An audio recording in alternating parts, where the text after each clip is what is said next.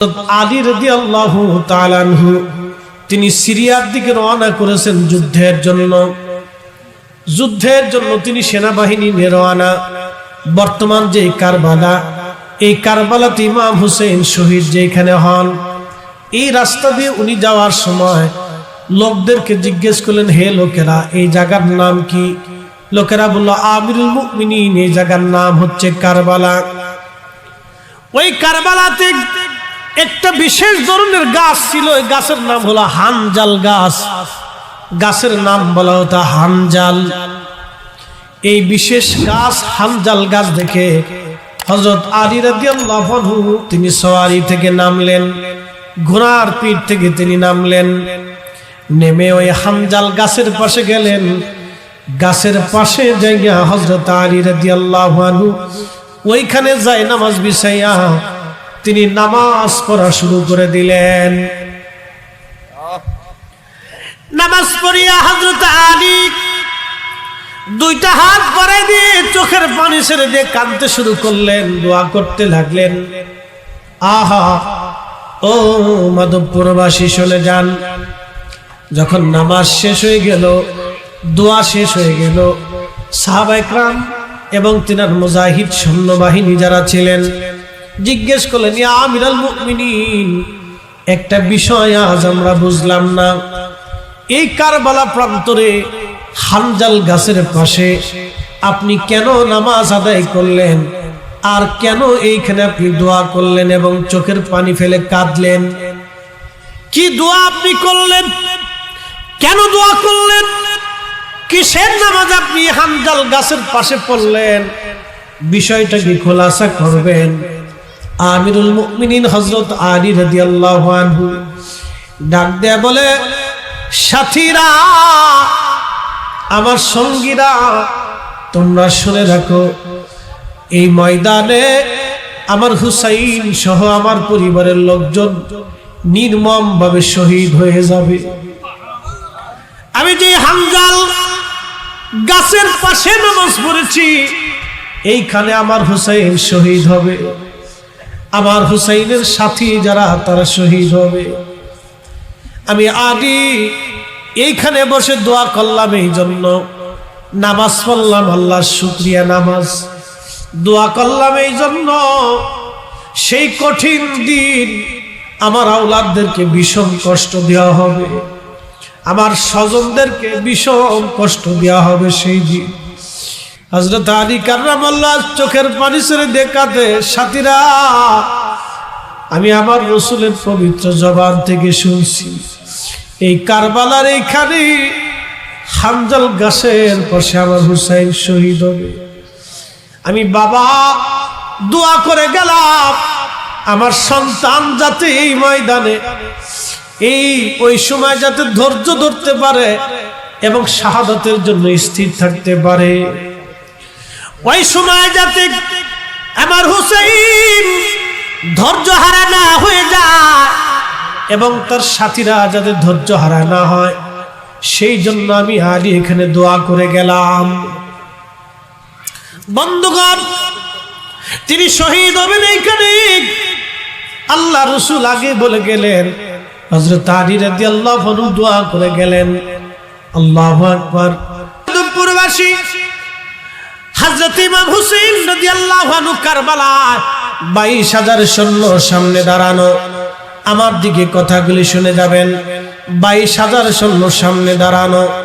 22,000-এর মধ্যে একজন খ্রিস্টান নাই, একজন ইহুদি নাই, একজন শিখ নাই, একজন হিন্দু নাই, একজন বৌদ্ধ নাই, একজন নাস্তিক নাই। 22,000-এর মধ্যে সবাই কালমা পড়নেওয়ালা মুসলমান ছিল। আর যিনি 22,000-এর প্রধান সেনাপতি যিনি ছিলেন, তার নাম আমর বিন সাদ। তার পরিচয়টা দিয়ে যায়, তিনি এমন একজন সাহাবীর ছেলে ছিলেন, দুনিয়ার থেকে যে সাহাবী জান্নাতের সার্টিফিকেট পেয়েছেন। এ সাহাবীর নাম সাদ বিন আবি ওয়াক্কাস। আবু বকর ফিল জান্নাতি, ওমর ফিল জান্নাতি, ওসমান ফিল জান্নাতি, আলী ফিল জান্নাতি, তালহা ফিল জান্নাতি, জুবাইর ফিল জান্নাতি, আব্দুর রহমান ইবনে আউফ ফিল জান্নাতি, সাদ বিন আবি ওয়াক্কাস ফিল জান্নাতি, সাইদ ইবনে জুবাইর ফিল জান্নাতি, আব্দুর রহমান ইবনে আউফ ফিল জান্নাতি, আবু উবাইদা ইবনে জাররা ফিল জান্নাতি। 10 জন সাহাবী জান্নাতি। এই 10 জনের একজনের নাম সাদ বিন আবি ওয়াক্কাস রাদিয়াল্লাহু আনহু। তিনি তখন ইন্তেকাল করেছিলেন। তার ছেলের নাম আমর। এই আমর হলো কারবালার প্রধান সেনাপতি। ইয়াজিদের পক্ষে টাকার কাছে, ক্ষমতার কাছে মানুষের ঈমান বিক্রি হয়, যেটা বর্তমানে মধ্যপ্রাচ্যের ডলারের কাছে আমার দেশের কিছু মাথা মোটা শায়েখরা বিক্রি হয়ে গেছে। ইসরায়েল যখন ফিলিস্তিনিদেরকে হত্যা করে তখন তারা মুখ বুঝে মুখের মধ্যে আঠা মেরে বসে থাকে। তারা ইসরায়েলের পক্ষ মনে মনে নেয়। মনে রাখবেন আপনারা, ওই যে দাজ্জাল পৃথিবীতে আসবে, দাজ্জালের প্রথম কাফেরের সৈনিক হবে 70,000 ইহুদি। আর ইহুদিদের সাপোর্টার হবে সুফিয়ানি বাহিনী। সুফিয়ানি বাহিনী কোনো কাফের বাহিনী হবে না, তারা মুসলিমদের মধ্যে হবে। মুসলমানদের মধ্যে লক্ষ লক্ষ মুসলমান এই যে দাজ্জালের পক্ষ নিবে, ইহুদিদের পক্ষ নিবে। যারা মুসলমানদের মধ্যে ইহুদিদের পক্ষ নিবে, ফিলিস্তিনের বিরুদ্ধে যারা দাঁড়াবে, বাজান ওরা কোনোদিনও মুসলমানের বন্ধু হতে পারে না। ওরা সবকটা মুসলমানের দুশ্মন। কথা কন না কেন?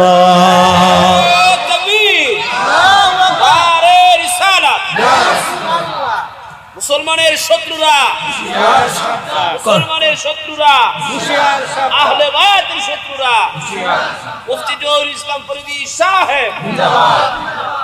কষ্ট হচ্ছে আপনাদের? বাইরের মাইক কি বন্ধ?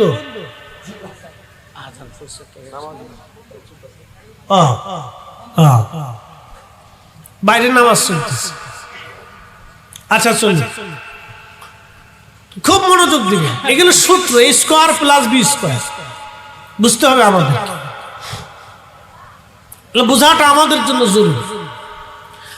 আমর বিন সাদ টাকা ক্ষমতার জন্য আহলে বাইতে রাসূলের বিরুদ্ধে আজকে অস্ত্র নিয়ে দাঁড়িয়ে গেছে। 22,000 সৈন্যের তিনি এই ব্রিগেডের যিনি প্রধান, সেনা প্রধান, আজকে কারে মারতে আসছে? যার নানা ইমানের ফাউন্ডেশন। কি কথা কর না? কারে হত্যা করতে আসছে? যার নানা হাতে হাউজে কাউসারের পানি। কারে মারতে আসছে? যার নানার হাতে মাকামে মাহমুদ। যার কাকে মারতে আসছে? যার নানার হাতে জান্নাতের চাবি। কাকে মারতে আসছে? যার নানা ইমানের মূল। কি কথা কর না? ঠিক কি না? কাকে মারতে আসছে? যার নানাকে মহব্বত করলে জান্নাত পাওয়া যায়। কাকে মারতে আসছে? যার নানার সাথে দুশমনি করলে জাহান্নাম ওয়াজিব হয়ে যায়। কাকে মারতে আসছে? তাকে কে? যিনি মারতে আসছেন তিনি এমন একজন সাহাবীর ছেলে, যে সাহাবী দুনিয়া থেকে জান্নাতের সার্টিফিকেট নিয়ে চলে গেছে।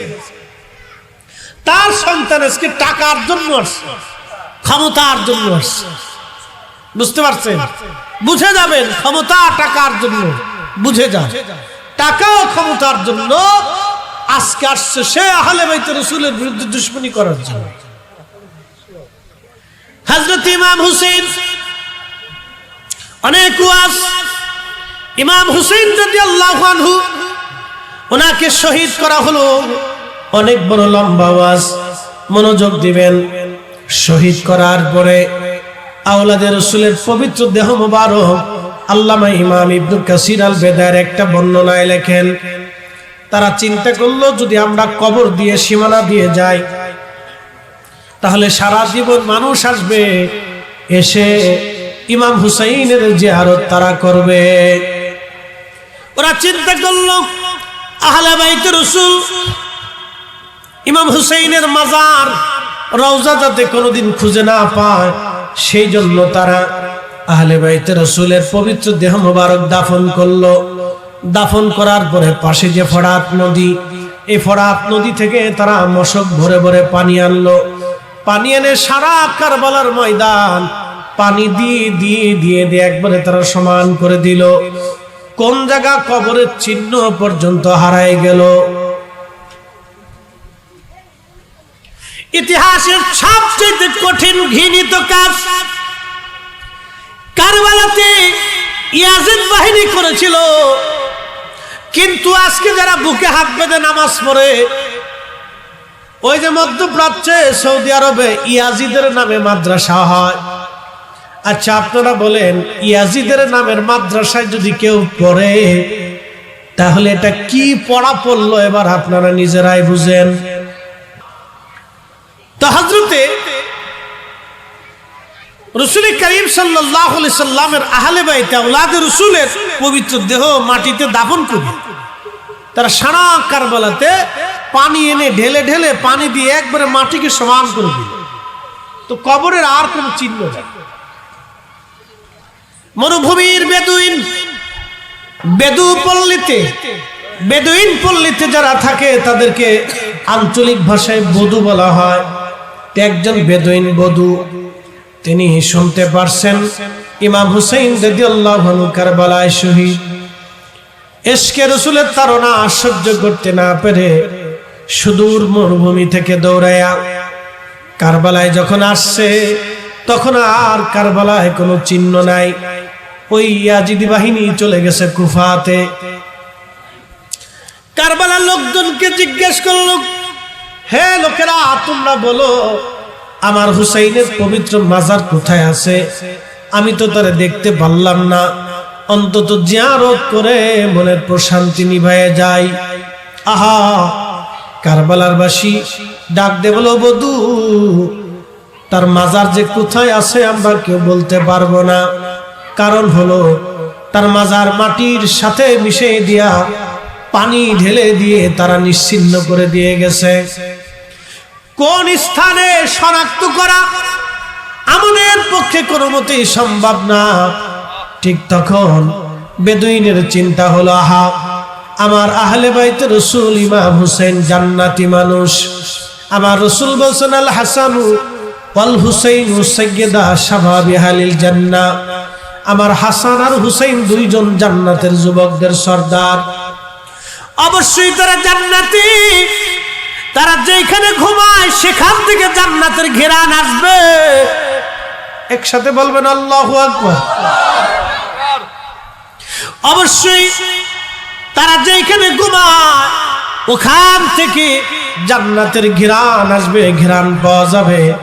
হযরত আহলে বাইত রাসূল ইমাম হুসাইন রাদিয়াল্লাহু তাআলা আনহু বাজান আমার, যখন এই বেদুইন সারা কারবালার ময়দান ঘুরে ঘুরে মাটি নেয়, মাটিগুলি নাকের কাছে নিয়ে দেখে কোন মাটির ভিতর থেকে জান্নাতের ঘেরান আসে। সারা কারবালার ময়দান তন্ন তন্ন করে মাটিগুলি নিতে লাগলো। এই বেদুইন মাটিগুলি নিয়ে নিয়া যখন ইমাম হুসাইন রাদিয়াল্লাহু আনহুর মাজার বরাবর আসছে, ওইখান থেকে মাটি নিয়া যখন নাকের কাছে ধরছে, তখনই আল্লাহর বেহেশতের ঘিরান ওই মাটির ভিতর থেকে ভেসে আসছে। বেদুইন রওজা মুবারকের পুরা অঞ্চল থেকে মাটি নিয়ে লক্ষ্য করলে এখান থেকে জান্নাতের ঘিরান আসে। জায়গাটা নির্বাচন করলো, বলল, হা, এখান থেকে জান্নাতের ঘিরান আসে। এটাই আওলাদের রাসূল ইমামে মাকাম হুসাইন রাদিয়াল্লাহু আনহুর পবিত্র মাজার। এইখানেই তাকে সমাহিত করা হয়েছে। একবার জোরে বলা যাবে কি মারহাবা।